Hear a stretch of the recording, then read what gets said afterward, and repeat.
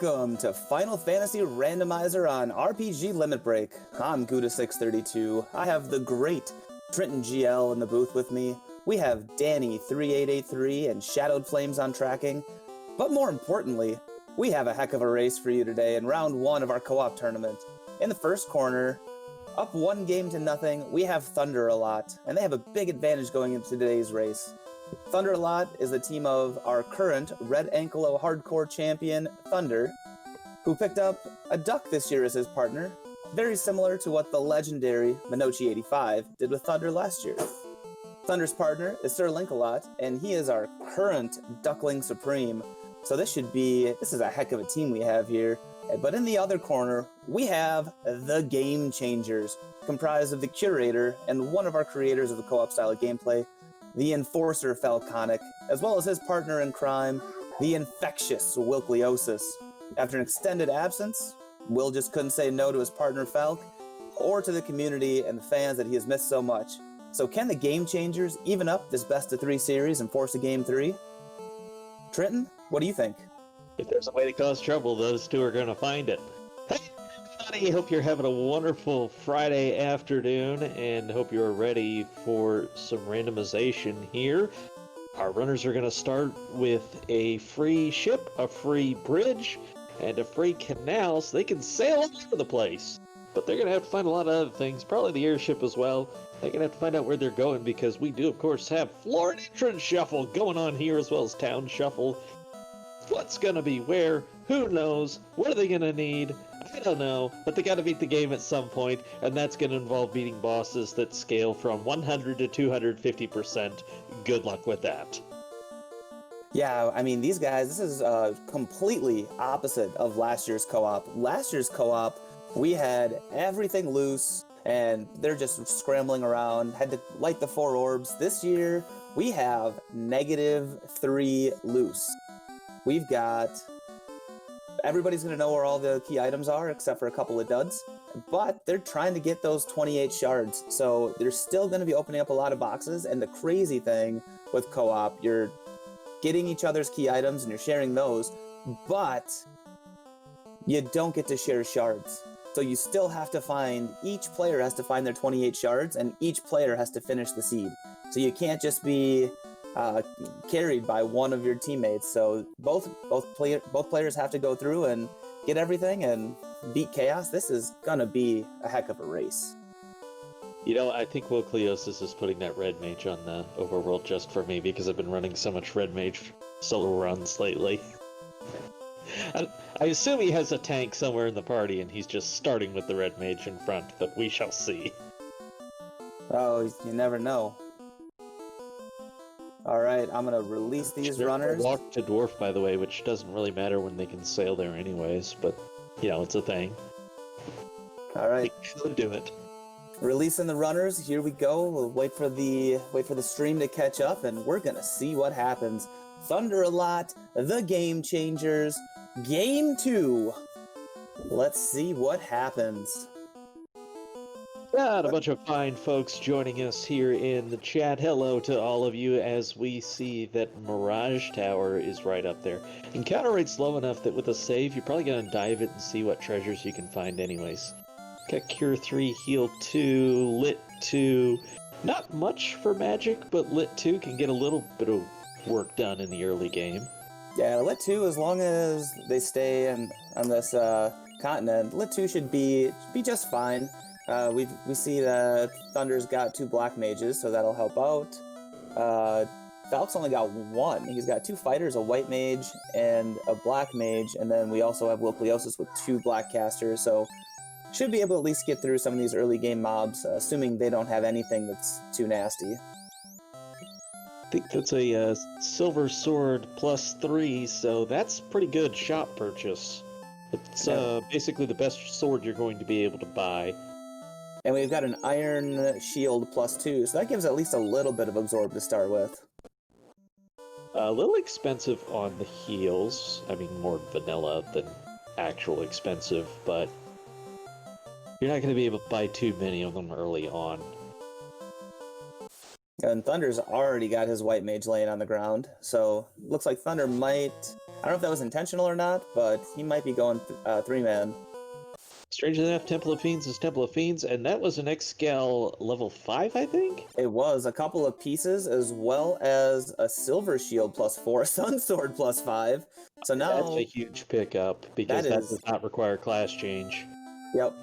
And his lead fighter is pretty decked out for the beginning of this game, and that's going to be nuts. When Falk with the 2 fighters finds that's going to be early game and late game swords. No surprise, Bane you want helmet. to get out of there instead of explore further. You want to save that Sun Sword. Also, we've got the Harm 2 Gauntlet and a Bane helmet. So you'll be able to cast Bane with that. -5, you won't want to use it as an item, but Bane can sweep some stuff. And I do like what Thunderalot is doing. They've got one person going into Castle Corneria while the other one's going up into the Temple of Fiends to make sure that they can get all this exploring done. And I'm assuming that they're going to be taking just copious amounts of notes and sharing those, so that way the other partner is going to know that they need to go into Mirage 1 to get those pieces, as well as to get that Sun Sword. And that Bane helmet makes Garland pretty free. He could survive, but probably not that likely. Credit Fraud in the chat. Hey, Credit. Also, CC's with us. We got Ray Fates, Caleb in the house. So many wonderful people. Hope everybody's having a good one. Yeah, you're tuning in. We are only 3 minutes into this co-op match with Thunderalot having a 1-game advantage over the Game Changers. Will and Falk, very veteran players. Thunder came in about a year ago, and Sir Linkalot came in just a couple months ago, basically during spring tournament, and he's made a lot of waves. So this should be fantastic. We find Onrak over at the Provoca location. And the chime for sale, it's going to cost you 21k. It's a little pricey for the early game, but good to know that it is there. Now, we've not seen what's down south with the Elfland area. We've not gone west to even the Dwarves yet, much less Melmond. Yeah, I think these guys are going to continue exploring all of these close entrances to try and find out what everything is. And you see Falconic using that Bane helmet to really, really good, putting it to really good usage, taking out Groger, George, and a couple of ogres. So for this area, that's a really good experience to start with. Now, one of the neat things about the way co-op works is they're going to need enough money to buy that chime, but once it's credited to the team, they could reset out of it and keep the money. Yeah, that is one of the great things, one of the great cheaty ways of playing co-op is once you get something, even if it's really, really deep in a dungeon and you don't think you can get out, you just stand there and wait for the server to recognize that you have that key item. But we have those key items, they have to get everything for themselves, but a Pro Cape level 4 is pretty good. And finding mermaids this early is also really good. I think that was a Brack staff, which is incredible. We'll double check that at some point, because presumably Falconic's going to reorder his equipment, but a stick for casting Brack is unbelievably good. And Penguins fan too, yeah. So this is something that came up that our devs and Falconic and Wokoliosis came up with last year. They created a server to share key items, to share orbs, so 2 people can play the same seed. I mean, presumably they can even play different seeds if they wanted to, and share key items, as well as share share key items, share orbs, as well as share information. So this is a completely different way of playing a game that we all love. Well, apparently I was blinded by the stick because it's only a dark stick, not a Brack. That's sad. By the stick. Meridian did a wonderful job coming up with most of co-op in one night. Like, he's edited and revised things over time, but most of this was done in one night. And that seems to be the way a lot of Brilliance works is you have a great idea, you sit down, you hash it out, and you get it figured out. And I mean, that's also why Meridian is a fantastic dev in the community who, I mean, there's a lot of things that we wouldn't have in this randomizer or ways to play this game without him.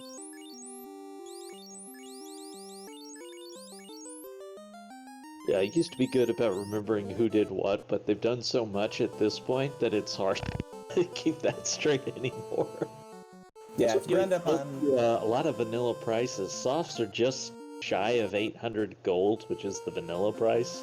Really expensive, and that's unfortunate because it's good to have a few of those early.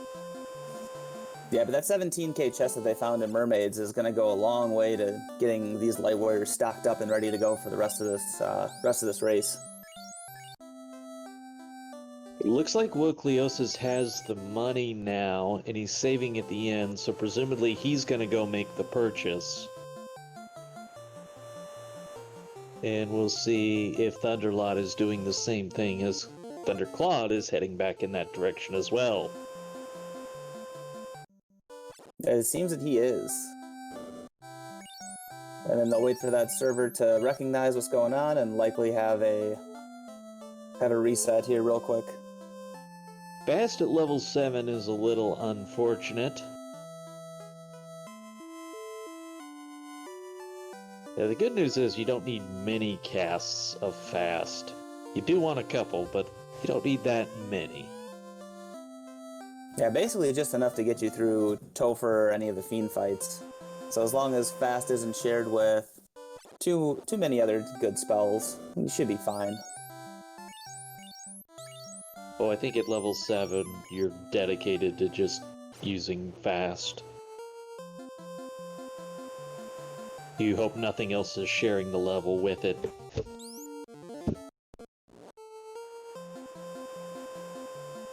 Yeah, and at 250% clamped with these parties, I mean, you're going to get a couple of level 7 charges, but the likelihood of getting more than, 3 or 4 is probably pretty low.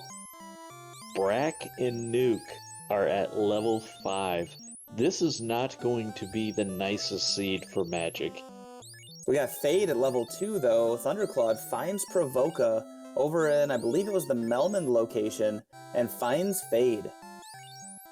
So Fade that's going to be a wonderful pickup. Oh, it's sharing it with Lit 3 Quad X. This is not a Red Mage friendly seed.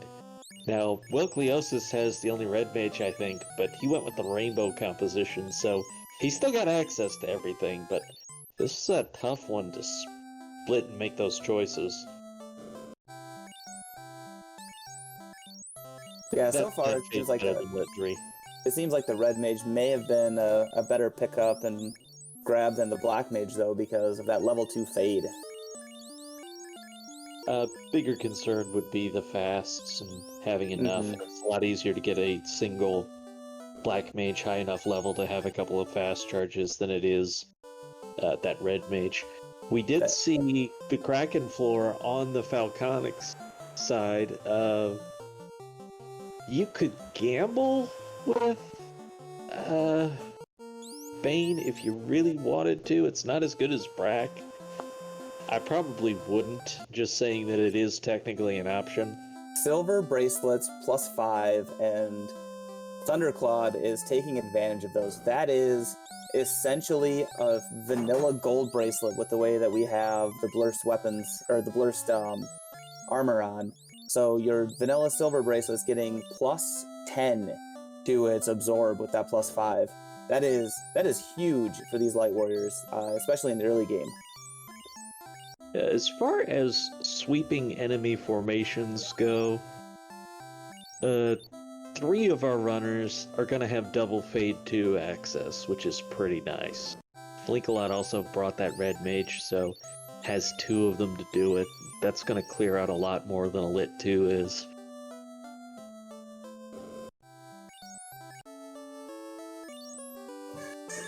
You can see Falconic finding that Fade.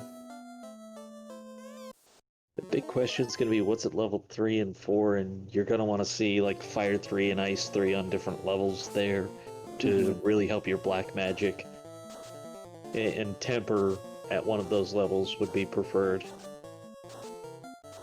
And we have CC in chat saying that Fighter, Thief, White Mage, Black Mage is her go-to on these flags, and I'd like that comp a lot, honestly. I don't mind the 2 fighters as well, because that way you have the double the hitting power when you're in Topher, but we do have a flag that's on in this called double the Thief and Ninja hit growth. So the Thief and Ninja is getting more hits faster. And Will Cleosis says to the pirates, have some poison smoke and get turned. He takes them down. I had to throw that one in for him. He'll appreciate it. Meanwhile, Thunderclot is on the maze floor of Sky. Although we didn't go full maze with it, which honestly surprises me. And when it comes to Falconic, I figured he would do that. We are only in week 1, Trenton. We're only in week 1. We got to give these runners a little bit of a feel good attitude to get through week 1. I'd believe that from anyone but Falconic. Hey, we got Marsh Cave. So these are linked, and you wouldn't necessarily bother with them on a normal run, because there's actually these 3 plus more if you're on the other side of Marsh. But considering these are the ones you came to first, you may as well find out if there's a shard here.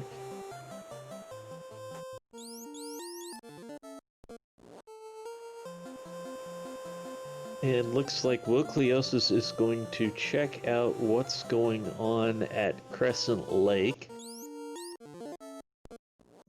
With the canoe, by the way, we also would have access to Volcano, Ice Cave, and Castle Ordeals.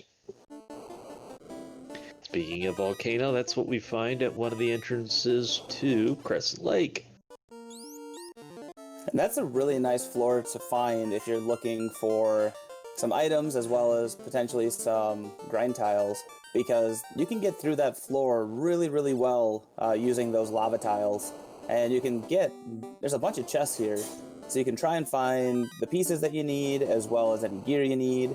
And I believe there are 2 or 3 different unique grind tiles here that you can check if you want to try and get some early levels.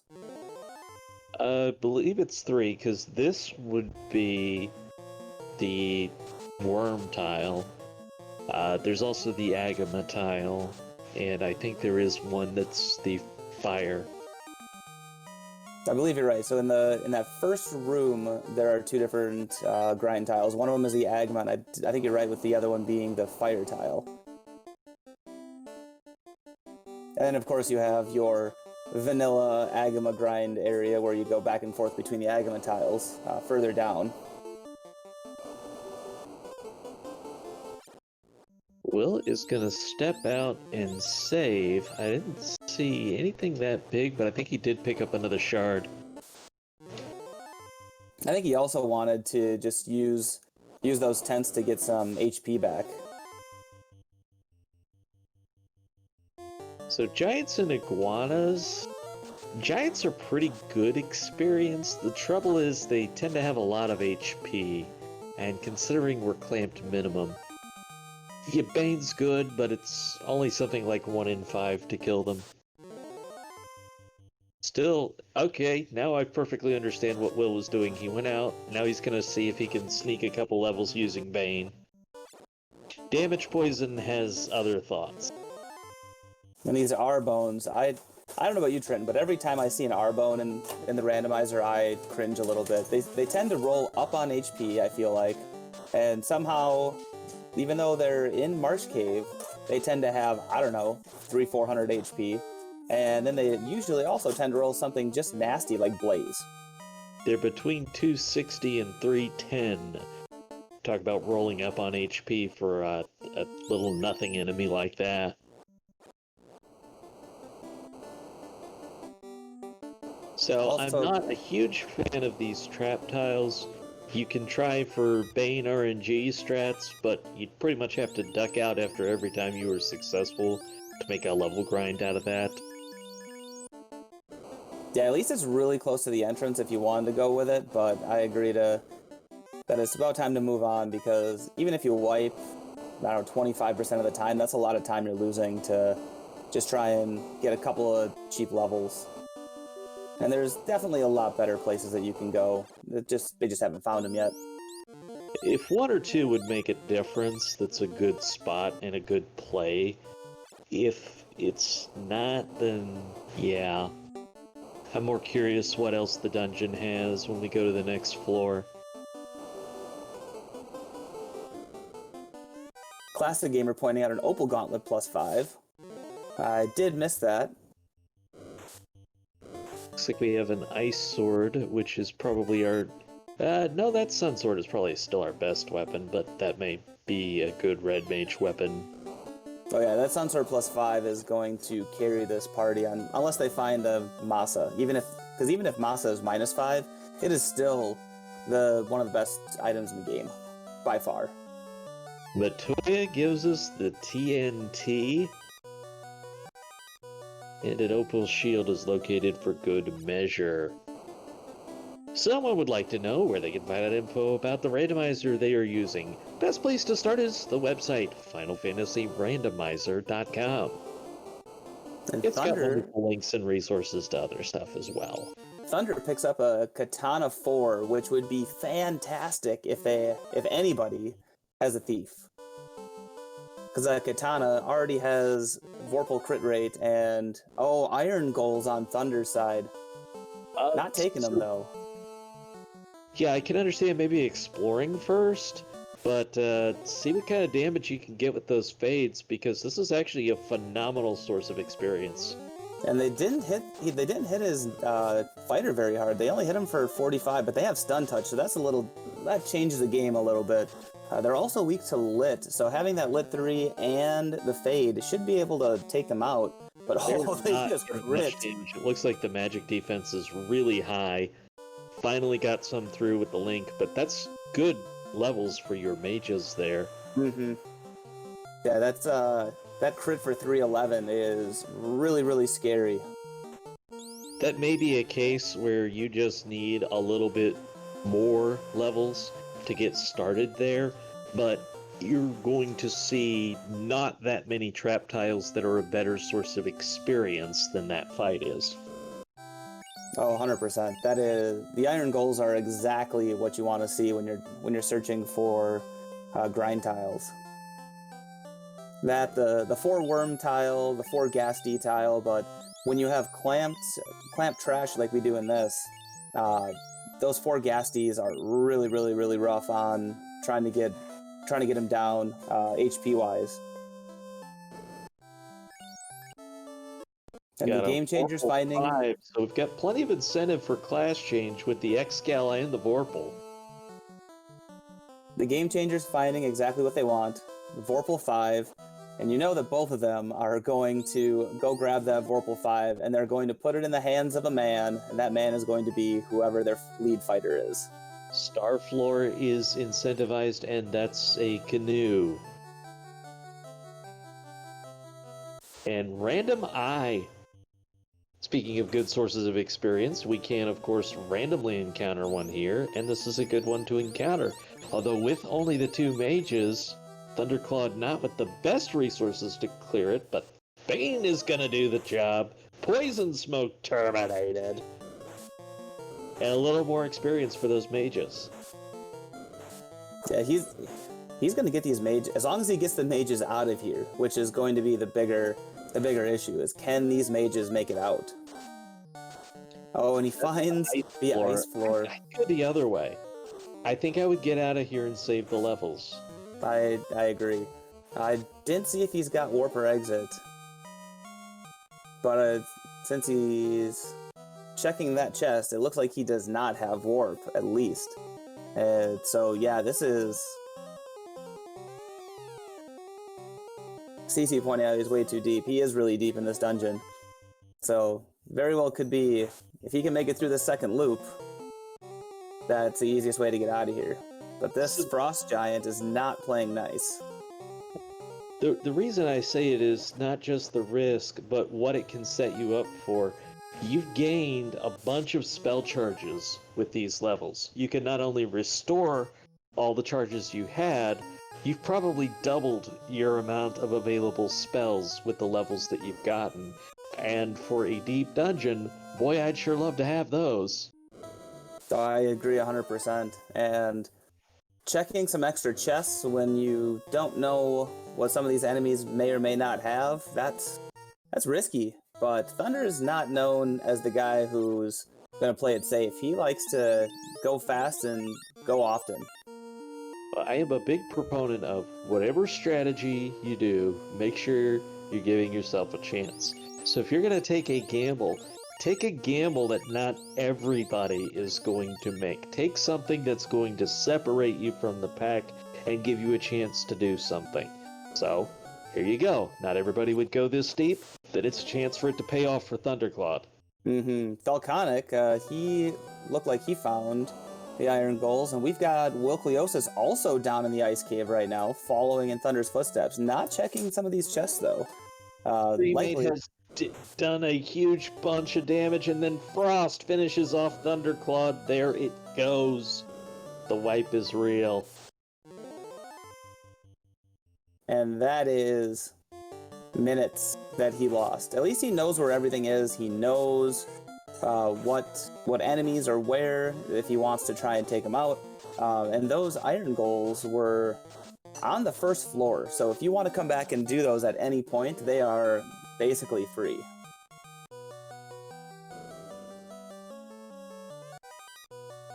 Now, Wilcliosis is likewise deep, but I believe he's coming in here at a significantly higher level. Plus, he has more than just the mages alive. He's got all 4 alive. Thunder coming out from the fighters. That's a devastating ability. And Squint takes out the knight. Is Fade gonna save the day? It does. No! 203. One's still alive. Most takes the melee hit, and that's it. That is heartbreaking. We got Thunder. We got Squint. Oof. Right now, what we need is a ribbon. Place to be without a ribbon. Those mages and fighters are not playing around today, and they're living up to their namesake.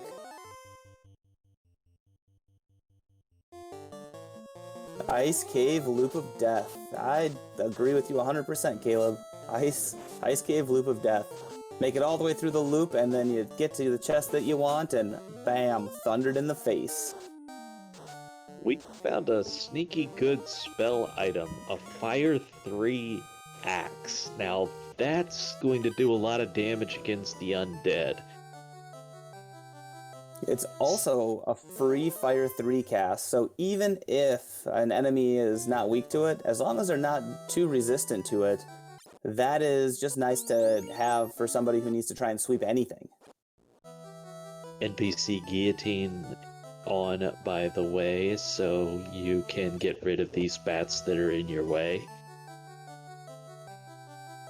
Let's talk for a minute about Falconic's nice little sprite hack there with the bats turning into little vampires. It's a nice little change that was made on his end, in my opinion. I like it.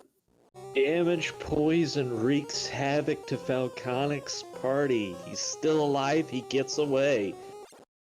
One more of those would have wiped him out easily. And Sir Linkalot is heading over to the Crescent Lake area. A lot of exploration right now. We don't have the fiends yet. We did see Kraken's floor, but didn't have the resources to kill him yet. We've not been able to see what is in the Ice Cave incentive yet, because those fighters were not messing around today. And one thing we do need to point out for anybody who's not familiar with the Shard Hunt is in Shard Hunt, you don't necessarily need to kill any of the fiends. Your 28 pieces are going to be scattered throughout the world, and fiends, Lich and Carry each give 2 shards, well in this case pieces, and Kraken and Tiamat each give 4 pieces. So you have a guaranteed 12 pieces from the fiends, but you don't necessarily have to get them. That's just basically a bonus if you want to. Will Cleosis has found the cube floor. He wisely checks the trap tile before leaving to see what's there. It turns out to just be some trolls. So I guess you could say the cube floor has trolled Will Cleosis, but he is moving on, looking for a chance to advance in this seed. Thunderclawed is looking for revenge in this ice cave floor. And we find Carry floor, which is not only a fiend but an incentive location. Oh no. I'm pretty sure that's a vanilla. No, it's not vanilla fighters. It's usually mages on that tile. But Quad X takes out both of those fighters. That is a ton of experience for Thunderclawed. And I'm gonna see if he's not gonna take that again. I don't know if he saw the thunder out of them earlier, but he didn't get there. He didn't get there to see it. So he knows that fighters are Quad Xable. We'll see what happens. His fighter is still down. See what happens when he gets to the incentive chest trap tile. Got some wizards here. They are they were known sort of notoriously in the first version as being a not kind enemy, but in the ice cave, their big brother, the sorcerers, were one of the worst enemies in the game.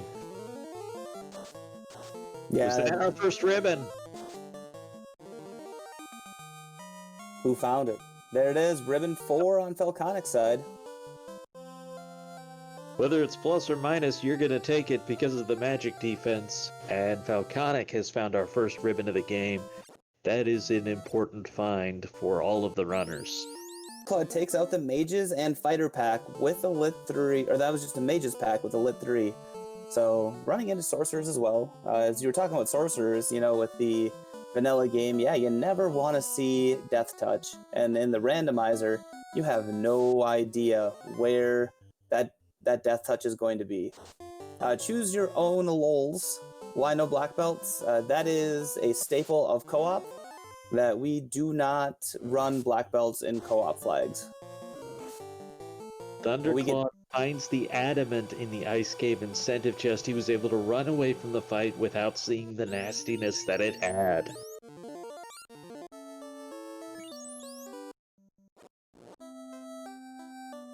They have gotten plenty of work out of this Bane helmet, by the way. On both sides. Yeah, agreed. The Bane helmet, like, you don't think a whole lot that Bane's gonna be... When you look and you find it, you say, alright, I got Bane, this can be a backup to Brack. But as a sweeper spell, its accuracy is okay, but it doesn't get nearly the amount of use because you want to do damage sweepers. But now that you have... Now it's going to be 2 free casts of it every turn. I mean, why not? Or hooray, dwarf. The TNT turns into the crown. Will Cleosis double-checked what he has. Their team has not yet gotten the adamant from that ice cave, and they've gone in other directions because of the nightmare that was that trap tile. However, when Team Thunderalot finds the dwarves, they're going to be able to turn in the adamant and TNT.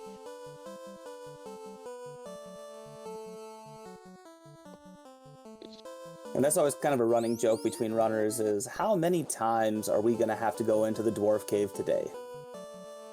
And sometimes it's 1, you can get through there as 1 shot, have the key, have both key items. Sometimes, unfortunately, you have to do the 3.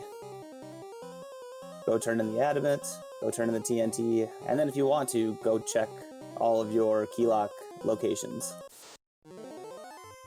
I'm a little surprised nobody went for the RNG of just getting a couple of levels from the Iron Gulls.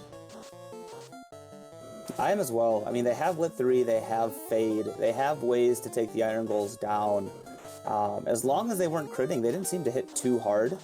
So, and them being directly in that Sharknado room right off of the entrance, that's not bad. So we'll see if our runners come back to it once they get a few more levels and maybe can soak up a little bit more damage. There is a priority for exploration, and there's a lot of entrances we haven't gotten to yet. And certainly there's got to be a desire to find the floater, but what we found for now is Astos. He is erased via Quad X. And Astos was holding our floater. So we have Falconic straight up going back. He saw that the floater was there, and he quickly turned around from where he was going and got the floater. So now we have the game changers in the air, and they are going to start exploring as many of these entrances as they can. And we've got a waterfall that doesn't look like a normal waterfall. What is happening here, Trenton? It's the procedurally generated waterfall, but real quick, in the sky floor for Thunder, we found our second ribbon and a fire armor level 5, which is a very nice pickup. That's definitely going to be the best armor we have pre-class change.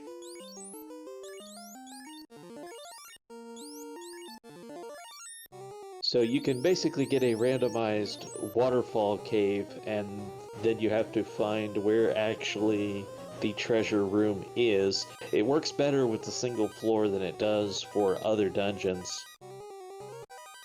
And luckily for our runners, as soon as they enter that waterfall floor, they saw on Falconic's screen, you can see that the stairs is right there.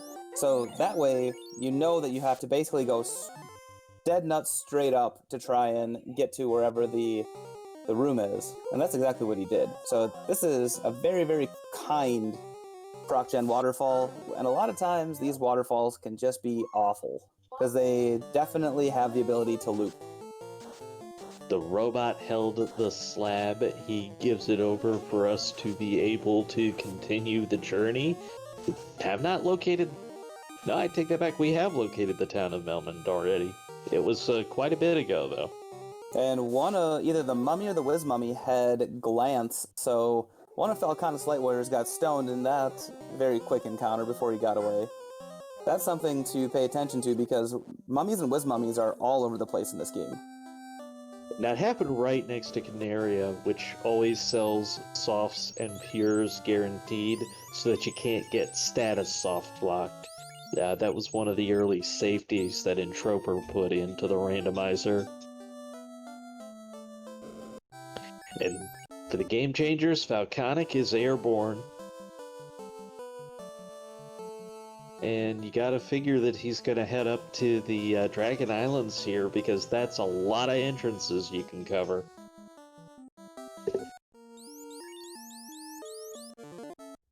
And we find Elfland. Since level 3 and 4 magic is gonna tell us a lot. Fire 3, Quake, Tempers at level 3. That's the B spell of choice. Absolutely. So we saw fast at a higher level at level 7. You don't need a whole lot of fast charges, but you definitely want to try and max out your 9 or 18 temper charges, because that is how you do so much extra damage. And it's fantastic that in this game, temper got fixed, because in the vanilla game, it was a little bit broken. Cure 4 and Life are the level 3 magic. And a gold bracelet 1 is not going to be a lot of use to us. The silver bracelet, I believe, at 5 is actually going to be a little bit better.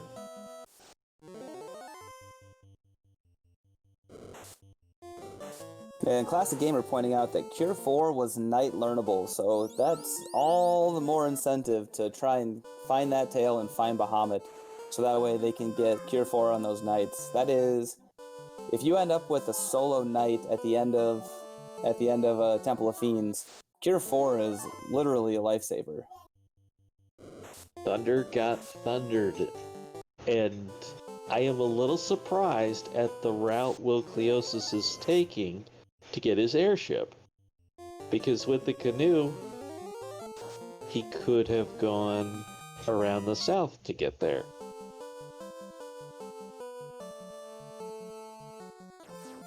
But he has his airship, and now both of the game changers are airborne. So the big question is going to be, how long is it going to be until Thunderalot gets into the air and finds the Dwarf Cave. Lock and Warp at level 4, both very good utility. I didn't catch White Magic, but honestly we're not worried about much White Magic right now. Invis 2, I dare say, would be the best. I mean, Life 2 is out there, but... And we find Crescent Lake also hanging out in the Cardia Islands. So all of these towns have decided they're going to take the island vacation for this seed. There's Life 2, exit at level 6s. It's a thing. We're not going to have many charges of it right now, but you only need 1 charge per dungeon anyways. Thunderclot is trying to do some work against the Iron Galls now. A Ruby for Falconic. That is going to enable checking Titan's Trope. We've seen the Titan. Really, really, really cheap pro rings. The pro rings are -2, but they're only 4 grand. So that is huge, because that gives you death resistance, and that is what these light warriors want. It's not as good as having a ribbon, but at least it's a little bit of safety. Thunderclad has 2 banned here to get a few more levels from these Iron Golems. He's up to level 20 right now. Not getting a lot of damage out of the Sun Sword. It's just really acting as support to the Fade casts right now. Yeah, and the reason why he's got the fighter up in the lead slot and the white mage down in the bottom is because he's hoping that the fighter is the big armored guy with a bunch of HP, that he's the one who gets targeted instead of that white mage. Because the white mage, if the white mage gets hit real hard by an iron goal, white mage is just going down. A Cure 3 sword from Titans. Not much there. Because of the targeting system, it's overwhelmingly the giant gonna hit the fighter instead of the white mage. We've got the loot from the king, the herb from the rescued princess. Or in this case, the prince. Sure, why not? Alconic did a sprite swap on that as well. This is a crazy generated ROM, or edited ROM that Falconic has. Spent a lot of time on it. But we did find Corneria Castle, and we found Elfland Castle, all in the same area. So he gets to turn that Urban, which is an Opal 3 armor, which will be nice eventually. But we really, really, really need... we really need that tail to make a lot of these things work, like your Vorpal 5 and your Excal 5, and just all these big, big weapons that are going to do massive amounts of damage. You need that class change. If you're new to the randomizer, you may see that Sun Sword and think, oh, but that's a great weapon. Well, the original game was kind to it because of the broken crit rates, massively inflated the intended crit rate of the Sun Sword. In Randomizer, with the fixed crit rates, it's nowhere near as often. And so that's why it doesn't end up being nearly as good as an endgame weapon, but it is still a very good one. Yeah, the damage that it does is still a lot of damage, especially for an unclass promoted fighter or red mage. But yeah, the crit rate really is what made it in vanilla. The adamant from the adamant turns into the bottle and a dragon armor level 5. This seed is really telling you it wants you to class change. It's also really telling you that you should have brought 4 fighters. We've got a defense sword, which is the Confused Sword, +5. We've got a Vorpal 5. We've got a Opal 3. We've got an Excal 5. We've got just massively loaded gear, as well as, can't forget, Cure 4 learnable by the Knight. And, yeah. Dragon Armor 5, Opal Armor 3, these, yeah. So that's a long walk, and I don't think you'll see Falconic make it unless he first class changes. Because there's no real reason to pick up that Dragon Armor until after you've class changed. Correct. And Crabcake's also reminding us that we found a Katana 4. So, I mean, yeah, three fighters and a thief walk into a bar. They're the only ones who walk out.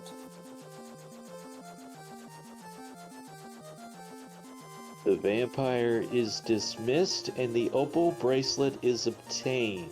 And that's an opal bracelet +3, which is also massive. What rolled minus in this seed? A lot of the early armor.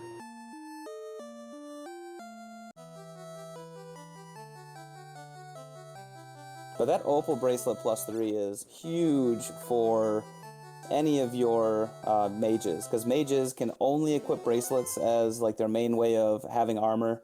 So you put that on your white mage, so you have your life caster, you have your cure 4 caster, you have the person who can keep you alive, and you put an opal bracelet +3 plus a ribbon on that person, and they're likely going to stay alive a lot longer than they normally would. Astos defeated for Sir Lancelot. And that is going to help Team Thunderalot get airborne. And Thunder beelines it to his airship. So now they can start exploring those Cardia Islands as well as Sarda. And it's a very important co-op tactic that he stood there and waited for it to be credited to their team. That way he didn't risk getting into another fight and potentially getting wiped out to something nasty he hadn't seen yet. Mm-hmm. And so for Sarda, we found the armory floor of the volcano, and now we also found ordeals. This is a big floor for Will Cleosis. There's that second ribbon right there. And that big flame armor, which is going to be a lot better for right now. What's crazy is that these runners have been running around checking a ton of floors. They've checked a ton of chests. And Will Cleosis looked like he's only got 10 shards found, something along those lines. Third ribbon sighted. It's the one guarded in Marsh Cave, normally the wizard guarded chest. So like I said, there's a lot of exploring going on. Will Cleosis has, it looked like, 9 or 10, and Falconic has 11 shards. I'm gonna wait to see if Thunder menus really, really fast, so hopefully we can check. I'm gonna rely on you a little bit too, chat, to see if you can help us out with the shard count here. But there's a lot that has been explored, and it seems like there's a lot of pieces left to find. You do still have the option of killing a couple of the fiends, and we've seen at least 2 floors for that now. So if you're close, that's a good way to bridge the gap. That's completely correct, and we have to remember, there is a surprise. If we find the Bridge of Destiny, there's a surprise waiting for us at the end of it.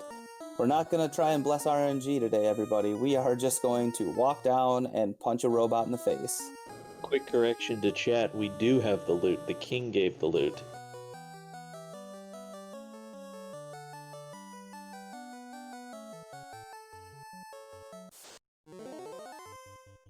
All the way through ordeals, and you get this measly 476 gold. That's a feels bad moment right there. Zombie Ds are usually a good encounter.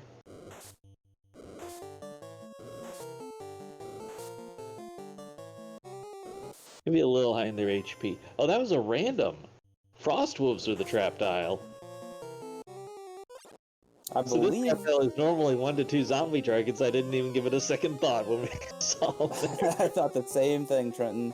Yeah, one of the things that got fixed recently, as a couple months ago now in the randomizer, is we were missing all of the encounter 8s in all of the dungeons, which we didn't even realize because we were just running through. And then once you add those encounter 8s in, all of a sudden you have a ton more experience on the table, but you also have a lot more danger on the table.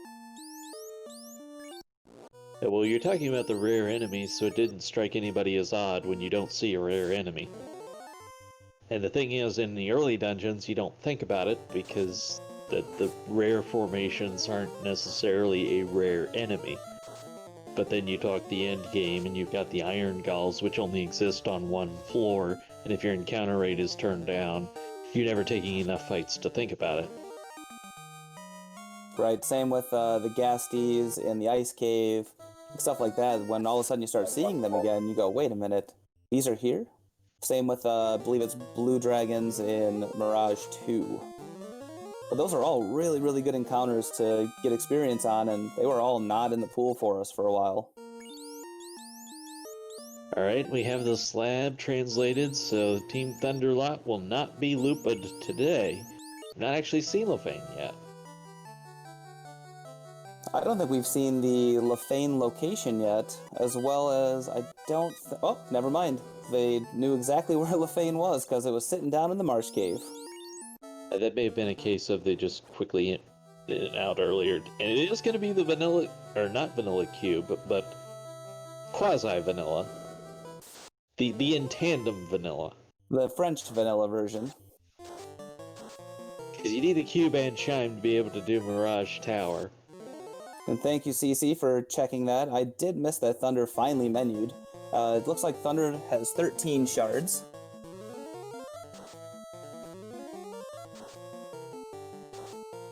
So now we have Wokleosis back at the Iron Gulls. I think he's pretty satisfied with the exploration. Now he's getting a little bit of levels to make sure he can clear things. And the Game Changers have gone back down into the Ice Cave, and I think that this is a really good tactic. They waited until they were in the air, and they waited until they had enough warp charges to go in here and not have to worry about the Thunder Fighters. Good point in chat from Wraith Fate's Caleb that we've not seen anyone explore the sea split yet. We've seen that entrance to Sea Shrine, but no exploration of it yet. And we now have Sir Linkalot heading down to the Lefane location. So we're going to get our first look at the Lefane location. And I'm going to bet that he is not going to save on the way down here, because if this is a junky entrance, he's just going to reset and be right back at his airship. So some of the really good runners, the ways that they save time are by not having to do a lot of extra walking. Block 2 is going to be a welcome sight. It is Gaia, so he's going to be able to get the bottle turn in, and it won't require Thunderclaw to come here, although Block 2 is gonna be a consideration, except for you're not gonna get many charges, so that's one that could really go either way. And remember, your Lock 2 is also sharing a level with Fast. Because we found Fast on the Bridge of Destiny, and yes, Warmech is required. Oh, we found our tail. That is what these runners have been looking for, is that tail, so they can use all of that endgame gear that they've been just lugging around on their backs for the last 40-some minutes.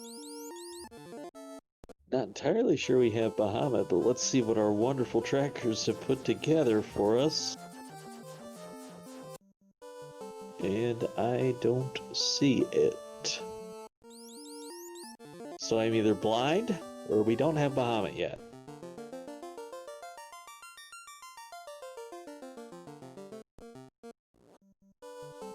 And Wokleosis, after finding the Bridge of Destiny and the Metal Slimes, which give a ton of really good experience, is heading down here now to the Lefane location as well. He was in the area, coming down, letting his partner know what's going on, what he found. He will attempt to purchase Lamp, whether successful or not. But I guarantee you he will attempt it. And Sir Linkalot heading back to the Elfland location, grabbing that temper that's absolutely going to be needed with these clamped bosses to make sure that he can get through Topher. Because like we said at the beginning of the broadcast, this requires that both runners complete the seed. That Cat Claw is sneaky. Level 5 Cat Claw? That's pretty good. Like, that... A class changed Black Wizard. We got a Mass Immune! but it's -5. Hey, look, we found our big minus. But a Masa -5 still does a ton of damage. The biggest problem with a Masa -5 is that a sword that does a ton of damage and already has a questionable crit rate now essentially is never going to crit. So we usually play with weapons fixes on, but if you ever play with weapons fixes off, make no mistake, Cat Claw is a sneaky good weapon.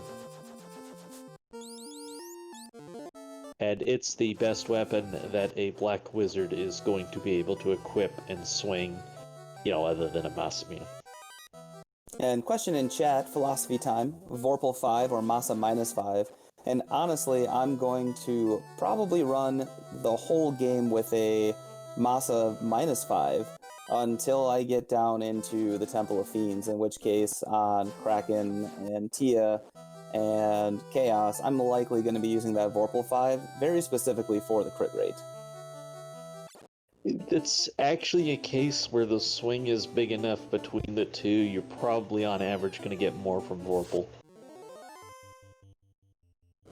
Now, the X-Gal +5 is actually going to be the better one for everything else until those final couple bosses. Well, there was a race a couple months ago where X-Cal 5 carried the day real hard. So after just watching that, I'm very much in the X-Cal +5. But at the end of the day, you bring a thief, you bring a ninja, and you have your katana +4, which is going to be better than all of them.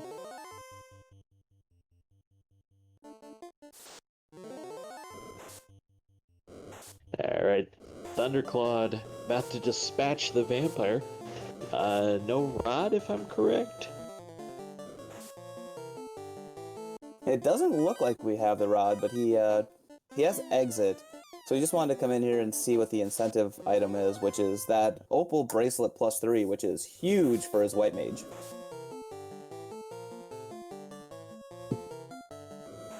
It's always disappointing when you're stuck in the floor shuffle and you can't make progress because you don't have that one item for exploration that you need.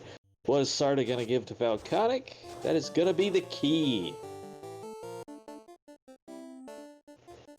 That is going to enable an opening of Canaria Locked, which we've not seen yet. I believe that would also be no mode. Actually, I think it's go mode, because they have the loot and the key, which is what they need other than the shards. Yeah, those shards are a big deal. The other big thing about Masa is the equipability, that it can go on anyone. So it could be -8 and it's still going to be the best weapon that a white mage is equipping. Big thanks to Dwight in chat saying that X-Cal +5 has 55 damage, Masa -5 is only 46, so that X-Cal +5 is looking a whole lot like a Masamune when you start. We have Wilkleos is going after 2 more shards, fighting Lich, and he's deciding to go nuke strats. He didn't bring the cake, but he's got Fade. And one shot. Another Fire 3 axe and the rod from Castle Canaria.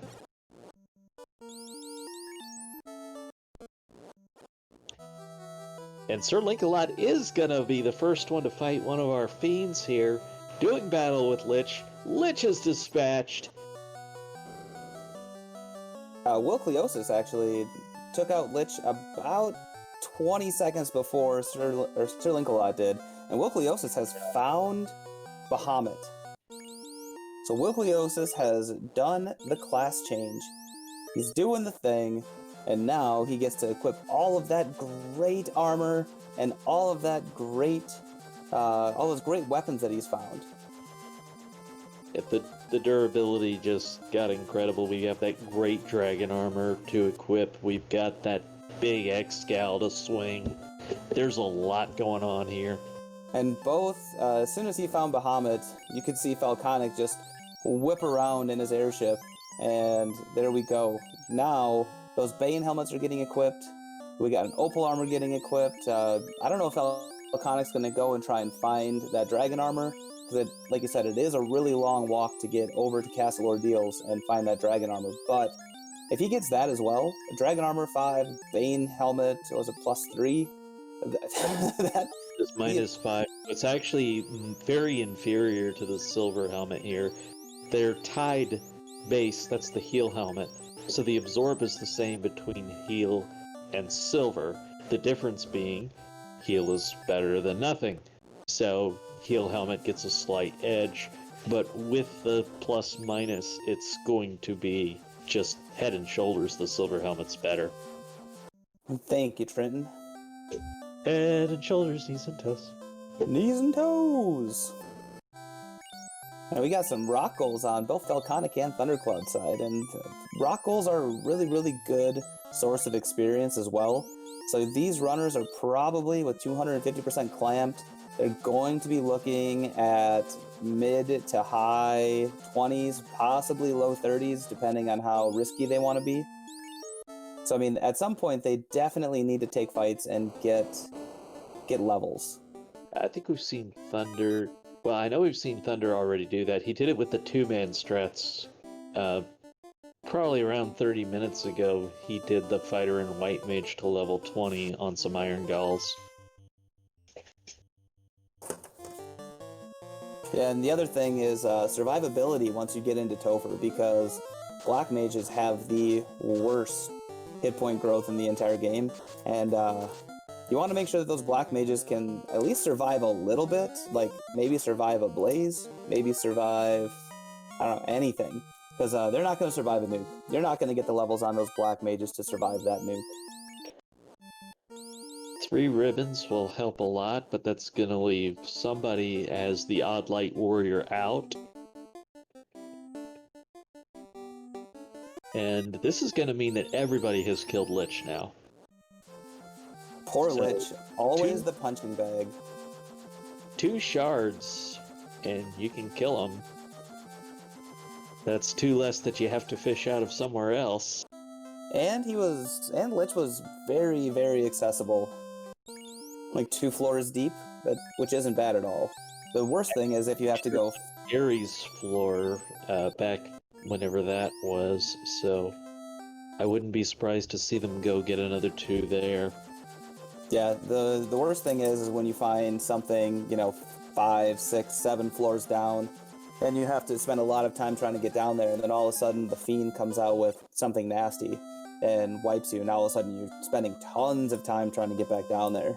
Speaking of stuff trying to wipe, you ghouls firing off Bane has devastated Sir Linkalot's party, but the Knight comes back with Fade and clears things out. Is he gonna man mode this dungeon, or is he gonna reset? He's gonna man mode it. Question in chat, did anyone go past the Q block yet?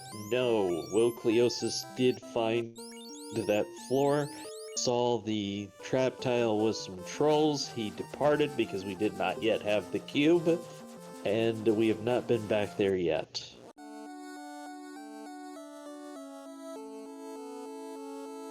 And with man-moding dungeons, Sir Linkalot has been getting taught by Thunder, and Thunder is known for just... He's wiped part way down a dungeon, well, let's continue. If we can make it, we can make it. If we can't, we know it's here. So it's a really, really good, even though it's risky, it's a good strategy to at least find what's going on, find where things are. Falconic looks like he's going after Kraken, which is kind of risky, but we'll see what happens. If he has Brack charges, not so much. If he's got Bane charges, he's okay, and I think his levels are pretty good at this point, so Kraken 1 shouldn't be that much of a problem. We still have Clamped Kraken, and Clamped Kraken 1 can still hit you for a ton of damage. Yeah, the thing is, he's just vulnerable to the poison element. Not that he's weak to it, but you can get him with it.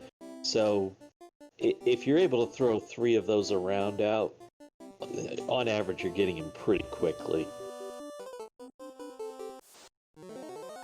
We saw in one of the tournaments, Minochi earned his nickname of the Buzzsaw. he would come in here against this Kraken at level 7 just because he had Brack and he knew he could throw enough Brack charges at it to kill it.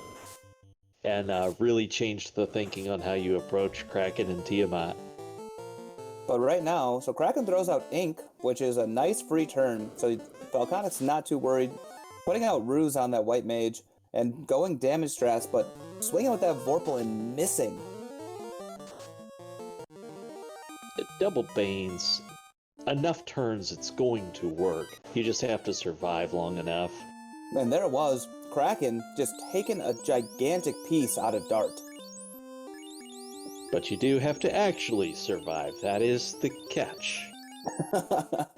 Oh, and down goes Obi-Wan. Kraken, not playing around, said, I'm going to hit you with some ink, and then I'm just going to punch you in the face, literally as hard as I possibly can. Fade only doing 95. Bane still not hitting. If he had Ruse on that night, that would be exciting. But he does have max evade, I believe, on the White Mage, or the White Wizard, so that's going to be helpful.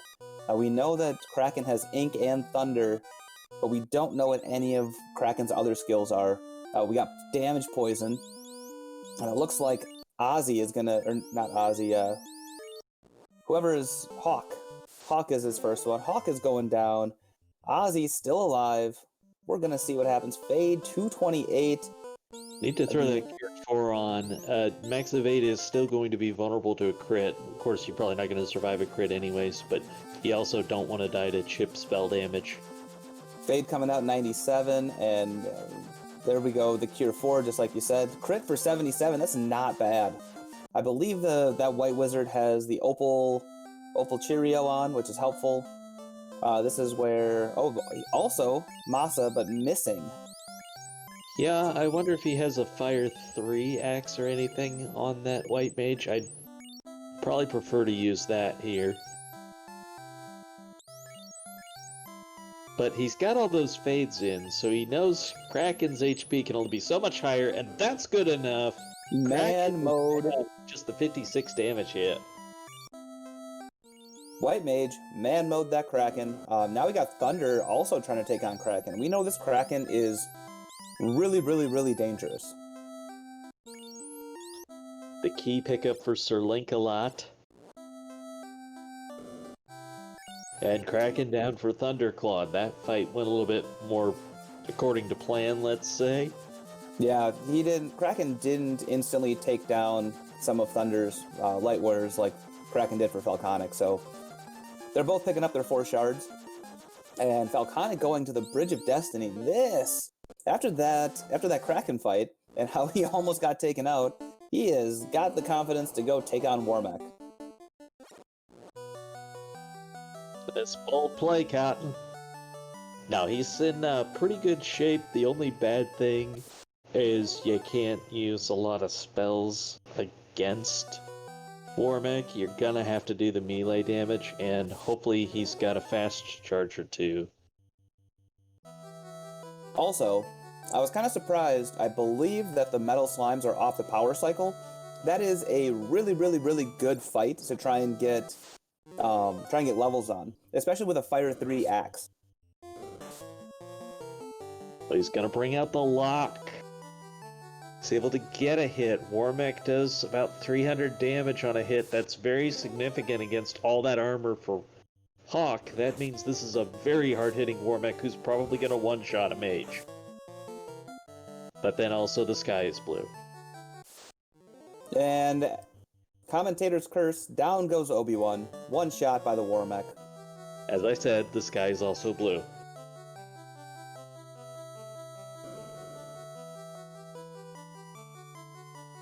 Thundercloud is also taking on Warmech.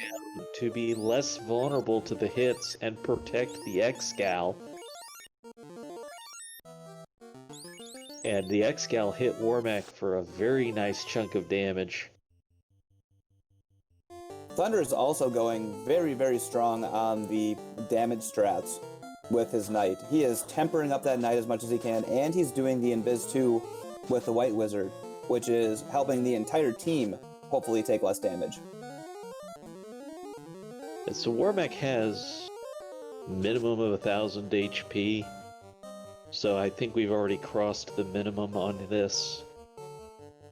Falconic takes down Warmech, gets 42,000 experience. Kraken broken into pieces for Wilcleosis. It only has to land once. Oh! Did he exit, or...? He exited. Okay. There was... that, yeah, that's for another time. We found an interesting setup in Alpha, but I think they've patched it. Yeah, Wild Ham fixed that the night that we found it. It was a fun thing, though. Yeah, NBC Guillotine could affect Warmech, is what they found out. Alright, so as for Tiamat, again, vulnerable to poison. Falconic has not picked up Brack, but he's doing plenty of damage, so probably just finish off Tiamat the old-fashioned way. Yeah, with the weapons that all of these runners have found, it makes a lot of sense to try and take out the Fiends just with straight damage strategies, because even though Brack has a really decent chance of hitting, we've seen Brack miss 10, 12, 15 times, and it feels bad, but in those 10, 12, 15 times, you could have been swinging. A big question is going to be what you see the evade and the absorb roll to as to what's going to be your optimal strat. Sometimes you're just going to beat it faster on average if you use the insta-kills. Other times, you know, if you can swing a Masamune 8 for 1100 damage, then yeah, you're going to kill him pretty quickly that way. So, it's all about finding the balance in the situation. Thunder going off and grabbing his fast spells, and he is one shard away. Falconic has 0 more shards to get, the way it looks based on our trackers. So Falconic, once he feels comfortable, he can walk into the Temple of Fiends and go and try and find out what the Temple of Fiends has to give us today. There is a shard in Temple of Fiends, and a T-Rex for Sir Linkalot. Speaking of the rare encounters.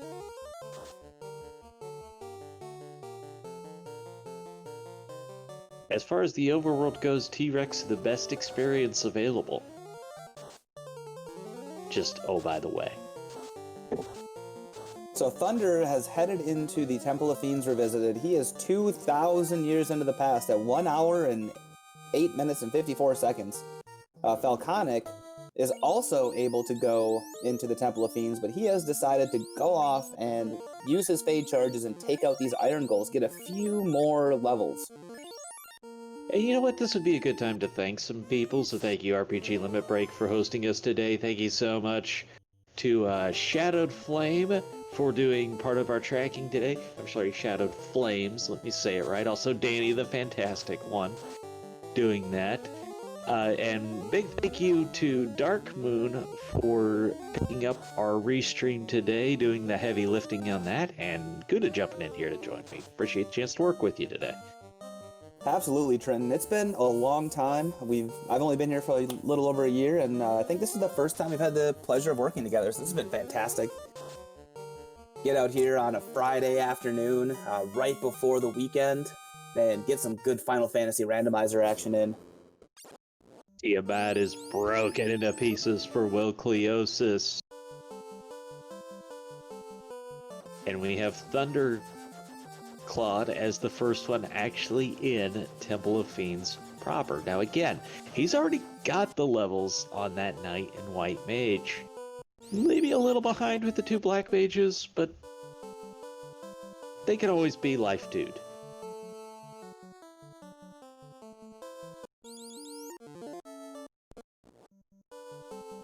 And Sir Linkalot having a little bit of trouble with Warmech, but working at it. 761 damage did finish the job, pushes him up to level 28, so pretty good levels to finish off the game for Linkalot. But he has a lot of shards left to get. So right now, I put the Game Changers in the lead, even though Thunderclaw might be the first runner to complete the Temple of Fiends. The Game Changers, both of them, Falconic is in go mode and can go into the Temple of Fiends. Wilkliosis is one shard away, so I'm sure he knows where a shard is at this point, where he can go get it. Either his partner told him, or he knows of a dungeon that he hasn't gone to. But Sir Linkalot's got some catching up to do. It looks like about 6 to 8 shards, 6 to 10 shards, somewhere in that neighborhood, after he gets done with this Tiamat fight. This would be worth 4, so that should put him 6 short. I don't know if he killed Carrie yet. That could be an easy source for the couple. And the good news is, for Sir Linkalot, is that he's already really, really close to the amount of levels that he probably wants to go into Temple of Fiends Revisited. If he's at level 28, basically across the board, he can get another level or 2 while he is down in the Temple of Fiends Revisited. So that's good news for him, that he doesn't have to do the extra grinding or anything else. He just has to find shards. As we see the first of the Fiends Revisited in Lich 2, this is a good time to mention that as far as shuffling scripts, spells, things of that nature go, these Revisited Fiends and Warmech share a separate pool from everything else. So the 3 nukes are in there, 4 nuclears are in there, along with some other damaging stuff. But so there's a lot of options for these to be able to wreak havoc on an unprepared party. Now, when your knight has over 700 HP, that's pretty prepared. That is very prepared, but even though in the vanilla you're used to Lich coming off and nuking your party to start with, any of these fiends can go nuke, nuke, nuke, nuke if they really, really roll awful. So I don't care how many HP your knight has, he's going to be very quickly casting Cure 4 on himself. Damage poison comes out from Carrie, that of course picked up from Tiamat too. So that's the shuffle in action. Wilkliosis is in, Temple of Fiends Revisited for the Game Changers. They're both here. No one's gotten to Chaos yet, but Falconic not far behind Thunderclaw. He did stop and do that extra level grind against the Iron Galls. We'll see if that pays any dividends.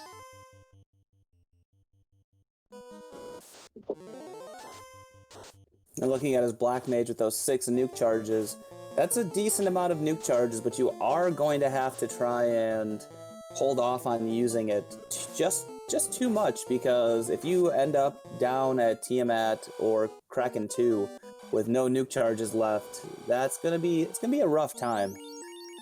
The gas dragons had vanilla damage poison and unleashed mayhem on Wilkliosis' party. He was able to escape and the Life 2s come out, but that encounter is not trivial when it has something that strong. It's non-elemental damage, so the ribbon isn't going to do that much for you. We got Thunderclaw down on the water floor as Falconic is pulling Carry 2. So this is Thunderclaw is quickly heading up to our first general gatekeeper. Carry 2 can be a gatekeeper, but it's not nearly as usual as Kraken 2, where Kraken 2 will just punch a 900 HP fully armored knight directly back into the 2,000 years that they came from. I like the play from Sir Linkalot. He's all in on his strategy. He was going melee from the beginning with the X-Gal. He's thrown Invis 1, he's thrown Invis 2s, he's tempered. He went all in on setting up that X-Gal to do as much damage as possible. You gotta believe in your strat. You gotta go for it, or if you mix 2 strats, then you probably aren't doing one well. And Thunderclaw pulling out fast, Invis 2, temper, trying to make sure that that knight has enough damage that he's going to take out Kraken in the shortest amount of turns that he possibly can. He's only got one nuke left on the top Black Wizard. Didn't get to see if he had a nuke left on the other one. X-Cal swinging 6 hits, 337 damage, and Kraken still just punching Dur back into the present time. Lock easy to hit. Throwing out another lock, throwing up more Invis 2s. That was a big hit from Kraken, but luckily the Invis 2s are paying off, so the White Wizard is still alive, down to 134. And Kraken 2 goes down. And right now Falconic is catching up, almost down to Kraken 2 as Thunderclawed has taken down our Fiend of Water 2,000 years in the past. We'll see if Falconic has took down Kraken 1, now only one shard away, and probably has not gotten the shard out of Temple of Fiends yet, so should actually be in go mode, I believe. Oh, Zombie D's came out with Thunder, and Thunder's party is getting spanked right now by these Zombie D's with Thunder. But luckily he gets away. Dur's down to 23 hit points. Thunder himself is at almost half his HP cap, so that was not a good encounter to find. Falconic, while we were looking at that, takes out Kraken 2 without a problem. So he had a lot easier time than Thunderclaw did. And right now, Thunderclaw is taking on Tiamat 2, Falconic is taking on Tiamat 2, and they are hand in hand trying to take out this Fiend of Air 2,000 years in the past. What we do have is we have Wilkliosis down here now on the water floor as well, as Sir Linkalot enters the Temple of Fiends. This is getting intense, people. Stick around. We're going to see what happens. There is still plenty of potential for anybody to wipe. And if anybody wipes right now, it's anybody's game. Had a good plan for Sir Linkalot to get his shards. And these Gasties are an incredible source of experience if you're short, but right now we haven't seen anything that stops them that makes that necessary. Tiamat is a big deal. Nuclear is a big deal and does a lot of damage to Thundercloud's party. I don't think Falconic has seen it yet. Yeah, Tiamat starts off with Crack and Nuclear. This skill list and non-elemental Swirl. Oh my goodness. This is really bad. Luckily that Knight and the White Mage both have Cure 4, and now Falconic has taken the lead with those two Knights. Falconic has two sources of damage that he gets to send out, and with those two sources of damage, he is being able to overpower these Fiends before they get a chance to really take him out too badly. And you see Thunder having to continuously pick up those Black Mages because they don't have the HP to last. I mean, 360 is good HP for a mage. It's just sometimes the damage is that high. Both Thundercloud and Falconic got that one last encounter before they got to Chaos's floor. Falconic got the vampires, Thundercloud got the sorcerers, but both able to get away, and we have ourselves a showdown with Chaos.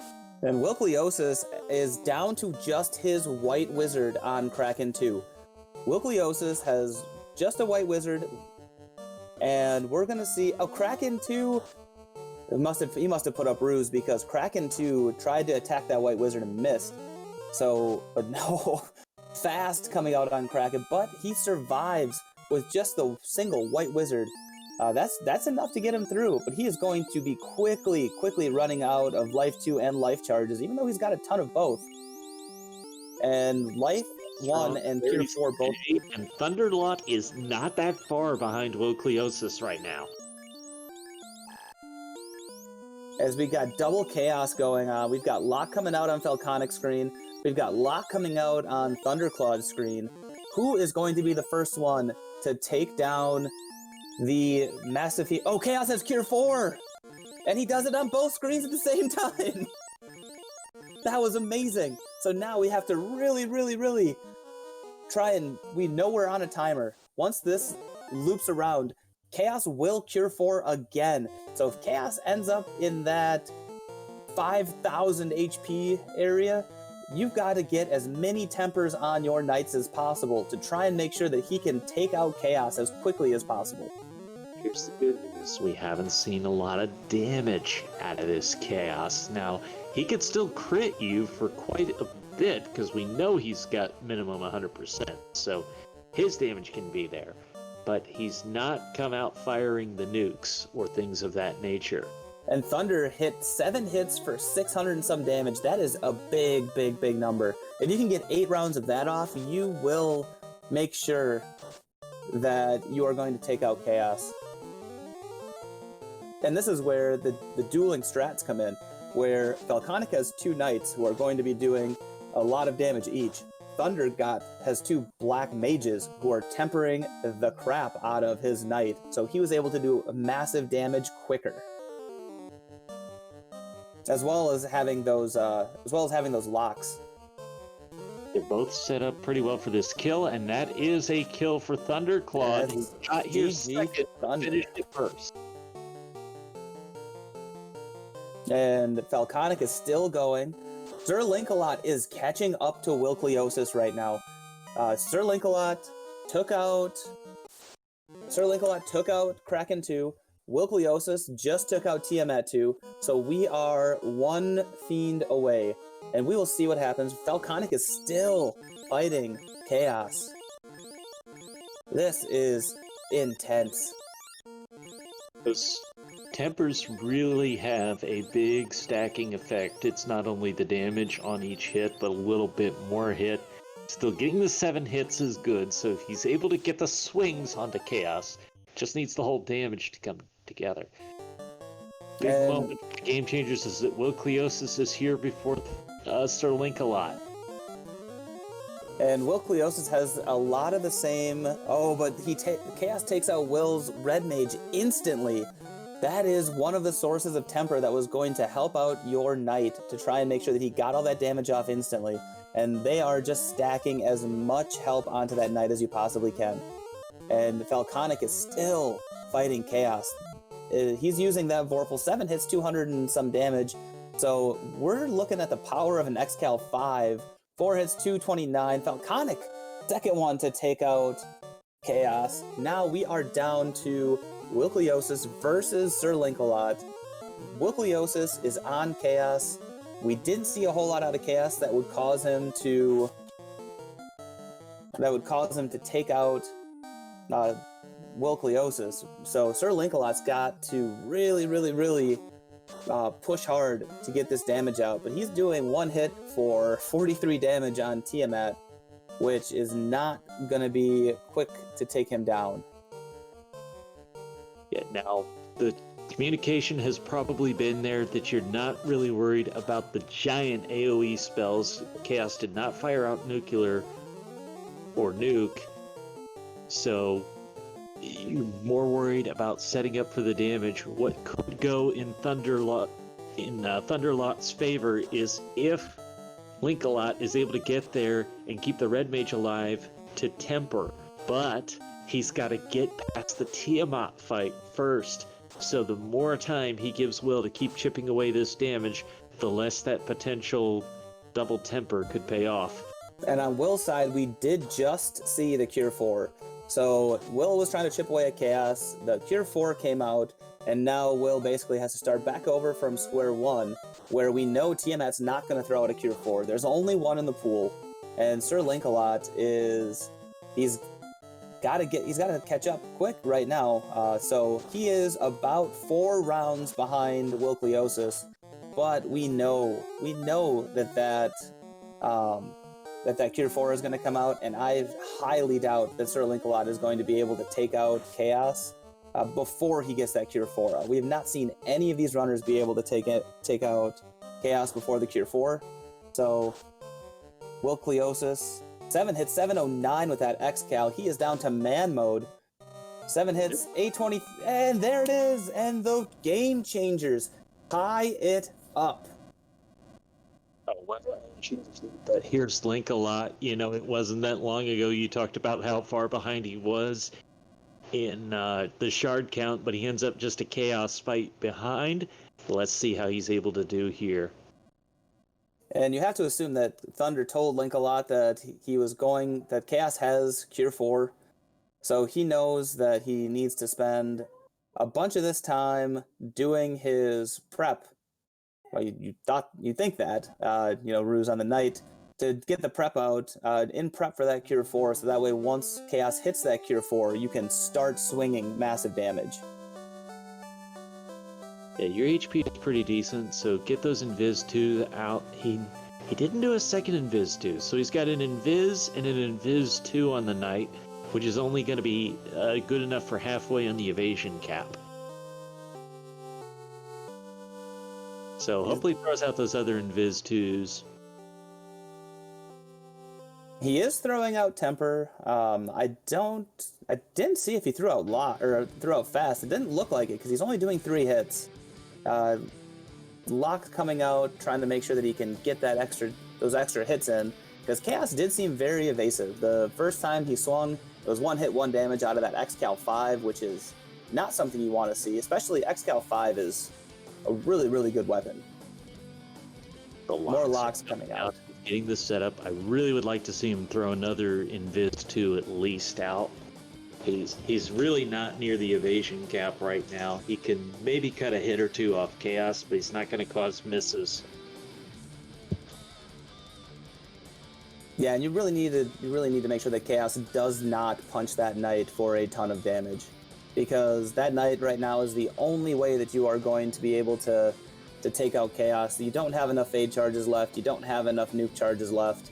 That is what happens with these clamped bosses, is you need to be able to figure out a way to melee them down. And in this case, that's locks, fasts, tempers. Those are your big 3 that you absolutely have to have when you do not have a black belt and you have clamped bosses.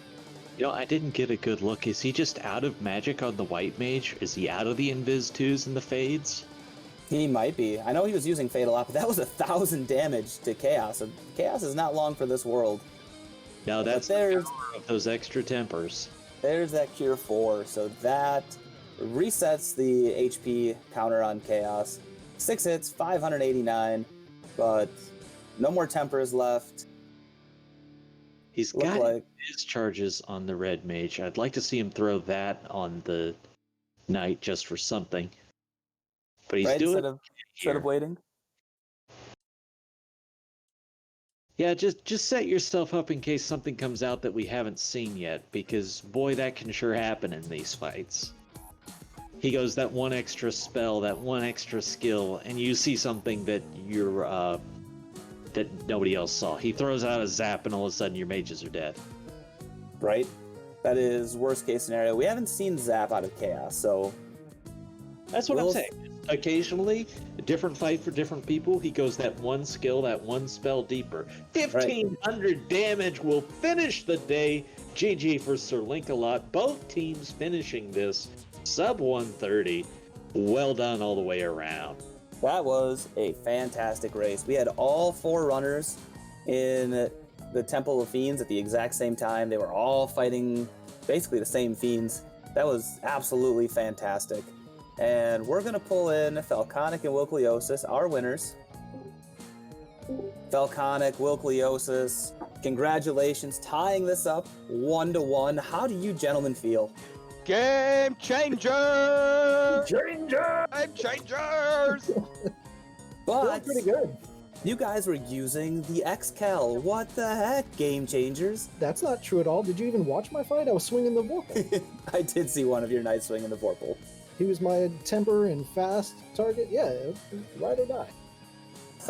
Oh, my White Wizard was firing fades that kept us alive in this best 2 out of 3 2020 spring tournament. It was all in the White Wizard, who I haven't taken in 2 years, and that's thanks to my partner, who has forced me to do it. So, Will, when did you find out how close this was? He said they just finished 4 minutes apart. His final time, that's all I really know. I just got it. I saw during my Chaos fight that Thundercloud was typing, and the nerves kicked in. Yeah, don't ever tell me that again, by the way. Because I started to rush, and I started to panic, and I said, this tournament ain't going to be over today. Today's been a good day. We got Triton GL. We got Gouda, the master of the Iron Gall. The Iron Gall Heavy Metal Championship. We got the Game Changers. We got one heck of a team in Thunderalot. And we said it last time. The winner of Game 3, I believe it's going to be tomorrow, wherever it is, you better be there, because the winner of that game is taking this tournament. Mm-hmm. That's a bold prediction. Will Cleosis is known for being a little bold in his predictions. Will, so you were talking about those nerves. We were watching your stream. We were watching Kraken 2. We were watching Kraken 2 systematically take out your Light Warriors, and you had Mo, the White Wizard, sitting there. Was that part of the nerves? What did you think when Kraken was just about to take out Mo? It's Moist Mogwai. Believe in Mogwai power. All the ducklings that have joined the Final Fantasy Randomizer community have believed in Moist Mogwai since she took over that. She's of course now passed it on. You gotta believe in Mama Duck, and she brought it home and she saved the day. Go to Cheese. She did. All right, we're gonna bring in Thunder and Sir Linkalot as well. Thunder, Sir Linkalot, you guys, you took the game 1. Now everything's tied up 1-1. How, Sir Linkalot, first off, you had like 12 shards at one point when people were starting to enter the Temple of Fiends, and all of a sudden you were there and you caught up. What the heck, man? That was amazing. Yeah, I felt a bit behind because my shard count was so low, but I knew where a few loose shards were based off of our notes, and then I was just like, I'll kill. Thunder had already told me that Warmech wasn't that bad, and I was like, I need levels anyway, so I'll take Warmech and kill Tia and Kraken, and that should give me enough at that point. GG, guys. And Thunder, our first place finisher, but just a little bit behind team-wise. Thunder, how'd you feel about that seed? It was really kind of smooth. We had one hiccup that would probably cost us the race was on my fault. When we got their ship, I found an entrance that I ignored because I wanted to find dungeons that were like incentives right away or towns. It was the Armory Volcano at Sardas, which ended up being where the key was. So we probably checked a few dungeons actually that we wouldn't have otherwise if I had done that dungeon right when I found it. And so I'm going to take the blame for the loss on this one. And how are you guys going to change? Like, you're going to keep the same strategy? I know you don't have to talk strategy in front of the competition, but I mean, 1-1. It doesn't matter. We'll smoke them anyways. We're just going to kind of keep playing how we've been playing, fast and efficient. Make sure our communication's strong, and keep going. And absolutely, I love the competitive nature between these two teams. These two teams are both filled with fantastic runners. I mean, Falconic, Wilkliosis came in together. They have been racing together. They've been friends for a while. Thunderclawed, basically doing what Minochi did last year to you, picking up a duck. And I think you're watching what's happened over the last month and a half. Sir Linkalot, the new Duckling Supreme, under your tutelage. Playing a strong game. He reminds me of me in my younger days. It's doing pretty good. Reminds of me in my younger days as well. Trenton, I've been doing a lot of talking. Together as a team, by the way. Like, how did you actually decide you were going to be a team? I was originally planning on just doing the tournament with Mono and having him make a surprise comeback to Final Fantasy since he hasn't been able to play very much. He's been busy with real life things. But that also meant that real life came up. He couldn't do the tournament this year, so I just put a post on the Discord that said, "Hey, any new players want to team up with me for the co-op?" And Sir Link was the first one to send me a message, and there it was. It's never been the same since. Nope.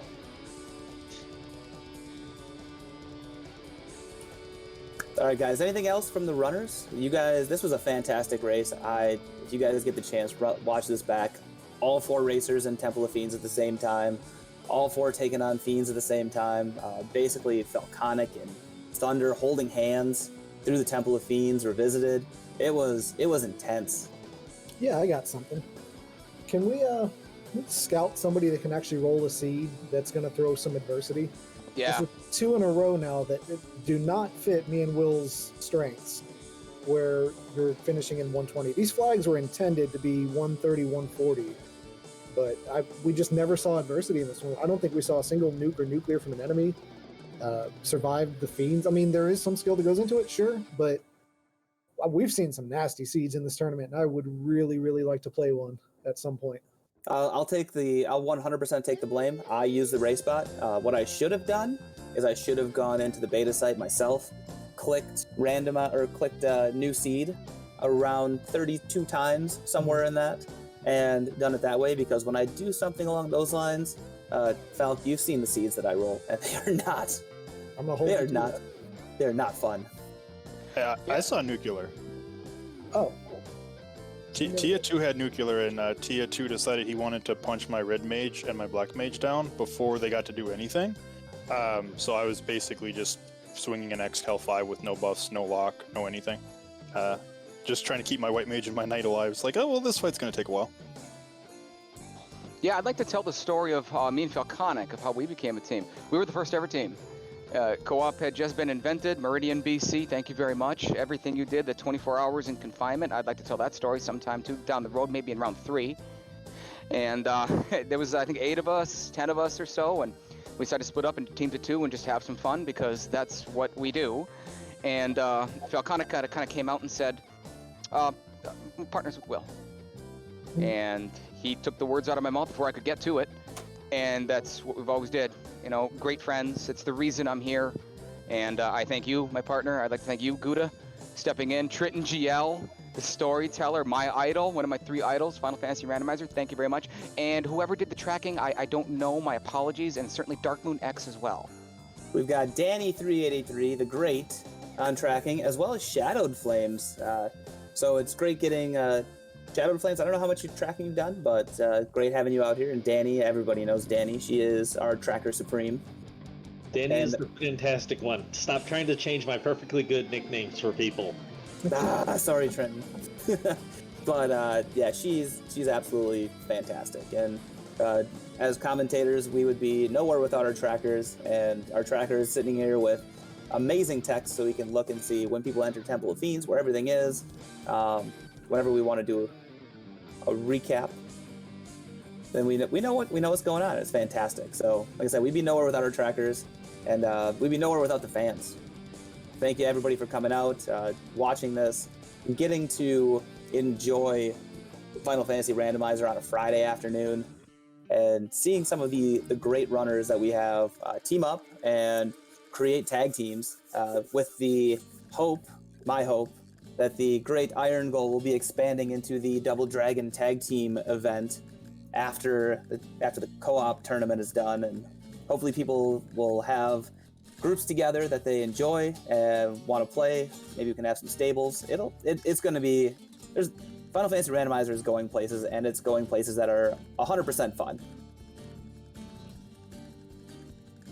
There's a lot of entertainment ahead with this randomizer tournament, so, follow everything. Just, follow everything. Follow everything on Twitch. Nothing can go wrong with this. Follow Final Fantasy as a game. Follow RPG Limit Break as a channel. Follow the runners. Follow the trackers. Follow the race streamer. We need all of it.